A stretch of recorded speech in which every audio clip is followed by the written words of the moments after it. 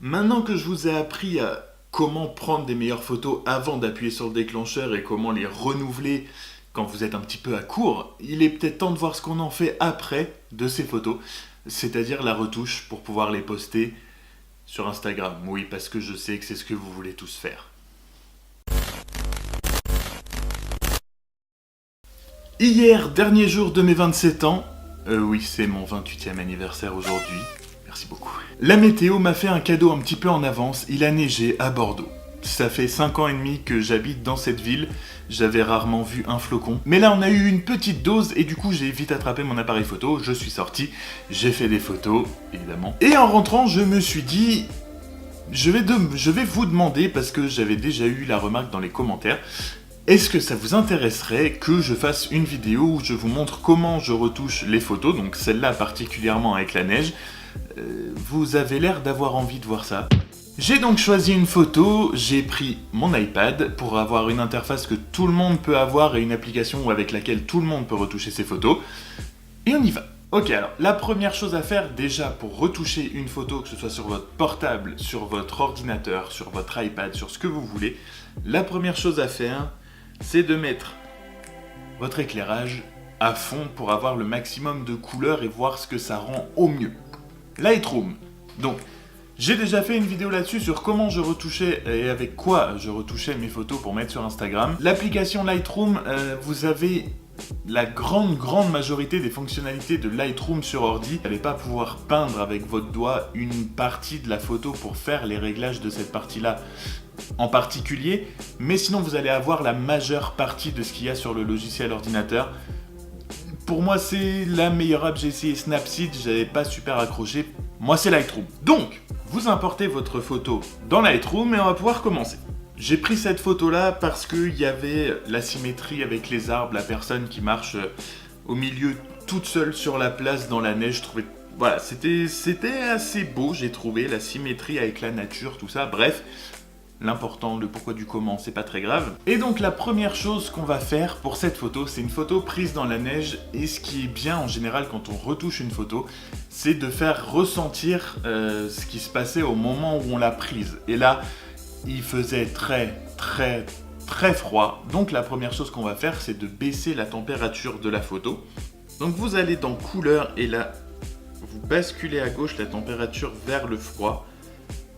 Pas trop quand même, il faut pas que ce soit super bleu, trouver le juste milieu.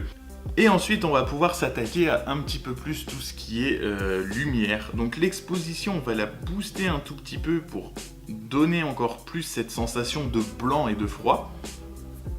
On va mettre un petit peu plus de contraste pour faire ressortir un peu la photo. On va booster les hautes lumières parce que la neige c'est blanc, c'est joli, ça fait mal aux yeux. Sur toutes mes photos, absolument toutes, je dirais, je booste les ombres au maximum. Là, peut-être pas au maximum pour pas que ce soit trop blanc, vu que c'est de la neige, c'est un cas un peu spécial, mais je booste dans tous les cas tout le temps mes ombres pour pouvoir récupérer énormément de détails qui se cachent. Et ensuite, remettre un petit peu de noir par-dessus. Vous voyez que les noirs se renforcent, ça rajoute encore un peu du contraste. Ça permet de garder voilà, ce contraste, mais en récupérant plein de détails quand même qui se cachent dans les ombres qu'on voyait pas au début de la photo. Donc ça c'est quelque chose que je fais sur quasiment toutes parce que ça permet vraiment de récupérer mais plein d'infos et de choses qu'on voyait pas au début. Que ce soit de la neige, que ce soit de l'urbain, que ce soit de la nature, je fais tout le temps ça. Les blancs on va en mettre juste un tout petit peu mais la photo en elle-même est déjà bien blanche. Et ensuite on va passer à un des trucs les plus importants, c'est la courbe de tonalité. La courbe, c'est ce grand trait là qui va se mettre. Donc en bas à gauche, vous aurez vos ombres, donc tout ce qui va concerner les parties noires et ombrageuses de la photo. En haut à droite, les hautes lumières et au milieu, les tons moyens. Relevez un tout petit peu la courbe pour aplatir en fait les ombres et on va remettre un autre point pour les recrocher un peu.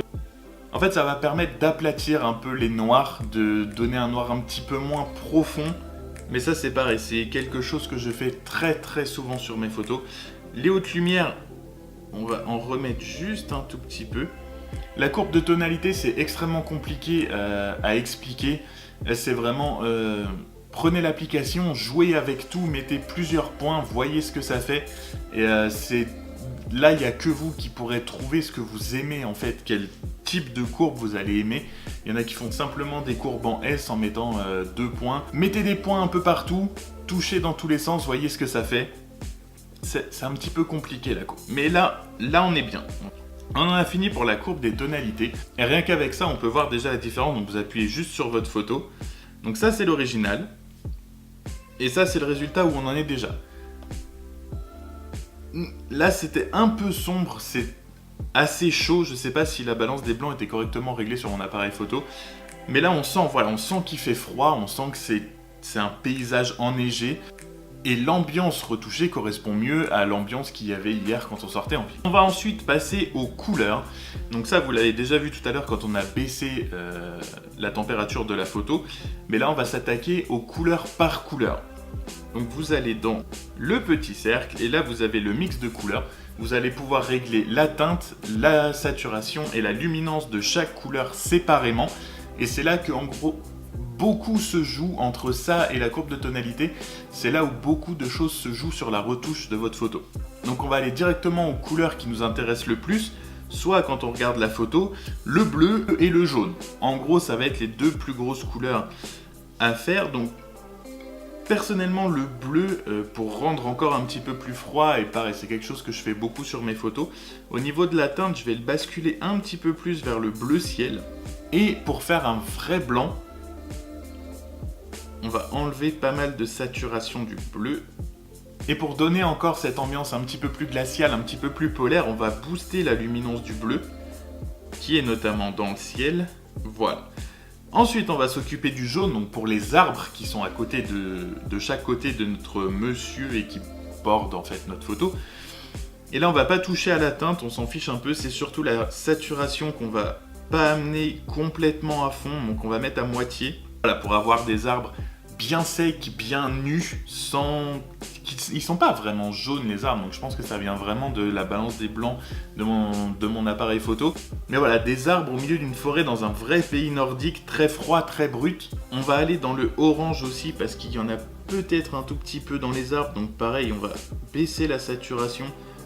Pour être sûr, il y a des fois, vous allez toucher des choses, vous aurez l'impression que ça se voit pas, que c'est pas grand chose, mais chaque petit détail a son importance en fait. Donc peu importe votre photo, faites couleur par couleur. Celle-là, pour être honnête avec vous, je l'ai déjà retouchée avant pour voir un petit peu ce que j'arrivais à donner, donc je sais un petit peu où chercher. Mais quand vous faites une photo, prenez couleur par couleur, regardez la saturation, balancez-la dans tous les sens pour voir les endroits où il y a de cette couleur et ce que ça change sur votre photo, c'est hyper important. Donc là, on en a à peu près fini. Le truc à pas oublier, c'est que à chaque fois que vous allez retoucher quelque chose sur votre photo, vous allez peut-être avoir un détail comme l'exposition, le contraste ou des choses comme ça qui vont changer au fur et à mesure que vous modifiez quelque chose, que ce soit une couleur, les blancs, les noirs. Donc n'hésitez pas à retourner dans les catégories précédentes qu'on a vues. Comme là, ça manque un petit peu de noir pour moi. Donc on va redescendre un peu les noirs pour redonner un peu de contraste à la photo. Donc là, on a quelque chose des arbres très bruts. Il y a pas mal de contraste entre le noir et le blanc, personnellement, c'est ce que j'aime. Donc là, on commence à approcher de ce que j'aime bien, de mon résultat final que moi j'aime bien. On n'a quand même pas encore tout à fait fini. Dans les effets, il y a quelque chose qui va jouer énormément sur votre photo, c'est la clarté. Donc ça, c'est vraiment le truc à consommer avec modération. C'est-à-dire qu'il y a beaucoup de gens qui boostent beaucoup leur clarté et c'est pas très beau.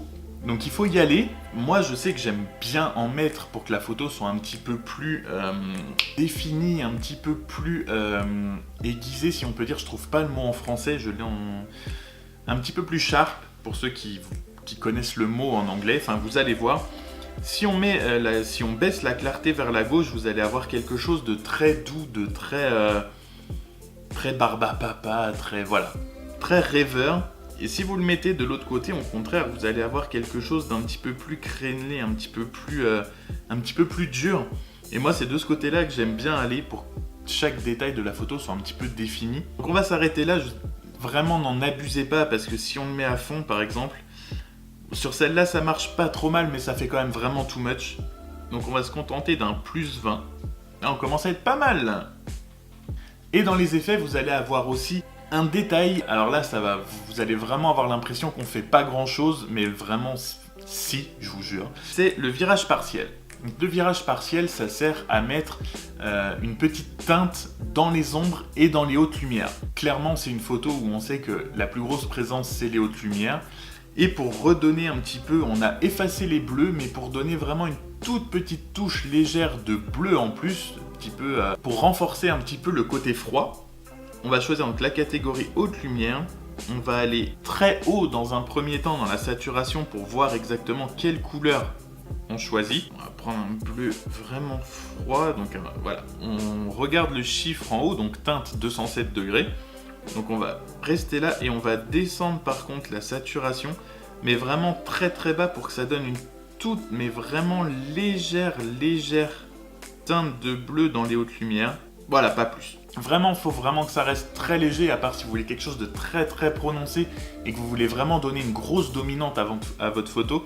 Mais sinon, restez, comme tous les réglages, essayez de rester assez soft quand même. C'est pas en allant dans le too much que votre photo va encore plus se démarquer, il faut vraiment rester dans les détails. J'ai envie que les gens, en regardant la photo, ils se disent ouais, il a dû se cailler pour les faire, ce qui est le cas effectivement. Donc voilà, on a le résultat final de notre photo et on va regarder donc l'avant après tous ces réglages. Donc, comme tout à l'heure, il suffit juste d'appuyer un peu longtemps sur votre photo pour voir l'original. Ensuite, vous relâchez, vous avez la comparaison avec ce que vous avez fait. Donc là, on a l'original. Et là, on a la photo terminée avec nos réglages sur Lightroom. Personnellement, voilà, moi c'est ce que je voulais rendre quelque chose, je me répète encore, mais de très froid. Un paysage vraiment enneigé, assez blanc. Et je trouve que là, on est plutôt pas mal. Et voilà, vous avez votre photo retouchée. Voilà, vous n'avez plus qu'à poster votre photo sur Instagram, choisir les bons hashtags et vous faire un feed après et continuer à retoucher vos photos en essayant de trouver votre style, en essayant de trouver toujours un petit peu les mêmes réglages. De toute façon, c'est comme tout, c'est en s'exerçant que vous finirez par maîtriser l'application. J'espère en tout cas voilà, que cette petite retouche de photos, ça vous aura appris des choses sur les options qui se trouvent dans l'application, que ça vous aura plu, que vous aimez le résultat final aussi. Si oui, je vous invite à me suivre sur mon Instagram pour vous retoucher vos photos différemment si vous utilisez une autre application. Il y en a peut-être que je connais pas, donc mettez-moi les noms dans les commentaires, on sait jamais, peut-être que j'en découvrirai une qui me plaira plus que Lightroom. Honnêtement, il faudrait vraiment qu'elle soit géniale, mais on sait jamais. Et moi je vous dis, amusez-vous bien, et je vous dis bon courage avant la fin du week-end, il arrive bientôt, et puis à la prochaine vidéo.